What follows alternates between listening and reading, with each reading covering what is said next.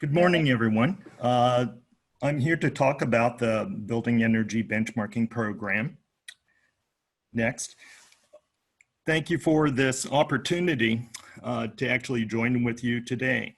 The CEC was created in 1974 by the Warren-Alquist Act, and today, among several things, CEC wants you to know that we're dedicated to advancing California to a state of 100% clean energy, and very importantly, clean energy for all. Next, the primary functions of the CEC include advancing the state energy policy, investing in energy innovation, achieving energy efficiency, and very importantly, intergovernmental collaboration, as you could see. The benchmarking program is actually administered in the efficiency division at the CEC. What I'll be talking to you today, here's a survey of my agenda, is to explain the California Building Energy Benchmarking Program. Next slide. Who actually needs to comply? What is the data that we're collecting and visualizing? Some next steps and some resources. As Emily explained, the purpose of benchmarking is that process of measuring a building's energy use and comparing it against past performance and to similar buildings. As part of an overview, why are we benchmarking? Yes, it's required by law. In 2015, Governor Brown actually signed Assembly Bill 802, and it required utilities to provide energy use data to a building owner or owner's agent upon request, and directed the CEC to create a benchmarking and public disclosure program for certain buildings. We know that there are environmental benefits. Benchmarking supports that important database decision-making. And these types of energy improvements that are implemented as a result of benchmarking may reduce the GHG emissions and combat climate change and improve indoor air quality. We know that there are building owner benefits and tenant benefits. It enables building owners to better understand their building's energy consumption through standardized metrics, leading to cost-effective energy efficiency, building improvements in operations. Benchmarking can result in energy efficiency improvements that reduce monthly utility bills for tenants and improve the comfort and the health of the building occupants. In the next slide, I'd like to illustrate a snapshot from our recently adopted 2019 California Energy Efficiency Action Plan. And in this slide, it actually identifies that buildings actually represented about 60% of the state's blended energy consumption.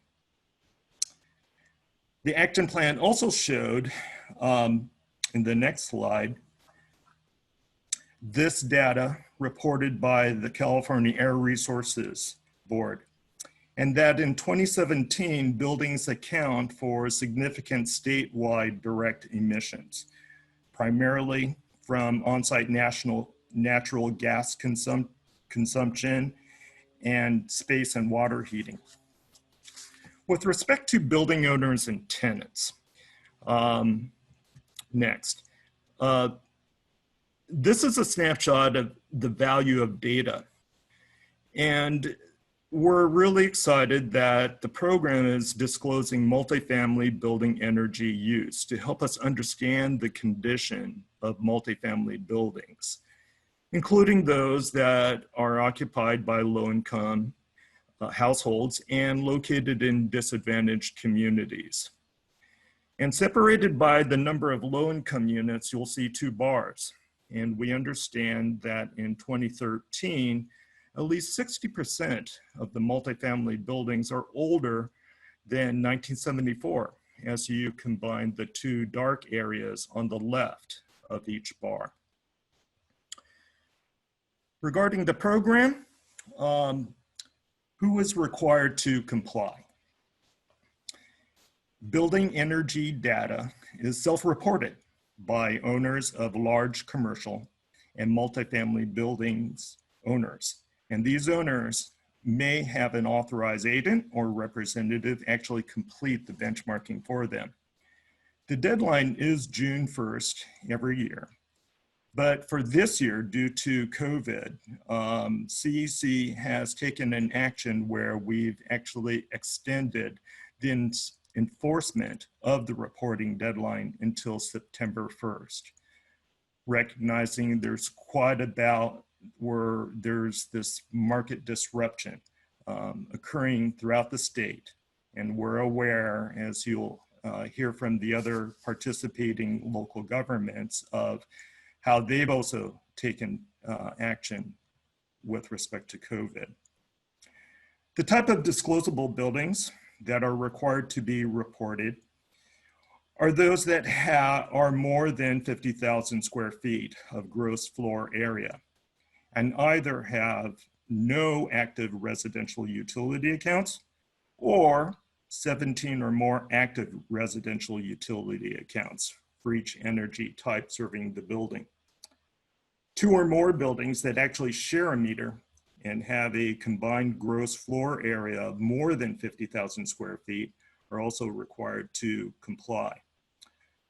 Condominiums are excluded, as are buildings in which more than half of the gross floor area is used for scientific experiments, requiring controlled environments, or for manufacturing or industrial purposes. There are building exemptions, and building owners are not required to report to the CEC if the building did not have a certificate of occupancy or temporary certificate of occupancy for more than half of the calendar year, for which the reporting to us is required. The building is scheduled to be demolished 1 year or less from the reporting deadline, or the building was benchmarked under a local program that we'll be talking about later. What are the energy types that are actually included? And they include electricity, natural gas, steam, and fuel oil. And energy use data can be manually input based on information from your utility bills or account if available. Otherwise, owners collect their data from utilities, and utility companies provide building level energy use data for the previous calendar year and whatever is available for the current calendar year to building owners, owners agents, and operators upon request. Customer permission is required to receive energy use data from utilities for buildings with fewer than 3 commercial utility accounts. Currently, CEC has 6 local benchmarking programs which allow us to actually obtain the building data from the locality instead of directly reported from building owners. And so if a building is located in one of these cities, the building owner is not required to report directly to the CEC, but report to the local program. And these local programs will transmit the energy use data to the CEC in the fall. I'd like to take a moment to show our benchmarking dashboard. And it's a really exciting tool to make the data very real. The law mandates the CEC to publicly disclose benchmarking information. And the CEC fulfills this requirement through its public disclosure dashboard. And you can get to both the dashboard and an actual video demonstration of the dashboard on our benchmarking page. And to locate the dashboard, it's It's on the page on the left, and you can actually just click that yellow bar on the bottom left, and it'll open up and send you to our dashboard page, which looks like this. Next. So CEC's public disclosure dashboard includes basic building information, such as the address, size, use type, and energy consumption. The data is available for download by clicking the download link in the lower right-hand corner of the dashboard. Where are we going forward now? The CEC is also developing building owner and local government toolkits to help make your building more energy efficient and realize associated benefits. Local governments are critical partners to us, and we encourage other cities considering a local benchmarking program to contact us. And this year, again, we'll be launching the disclosure of multifamily buildings, which I hope will springboard us into further analysis and progress to advance equity. We do have resources, and on our benchmarking page, we have fact sheets, FAQs, instructional videos for a building owner to actually benchmark their building. And we also run a hotline staff ready to answer questions. And it's very active, and building owner can also email us at the benchmarking@energy.ca.gov. Thank you.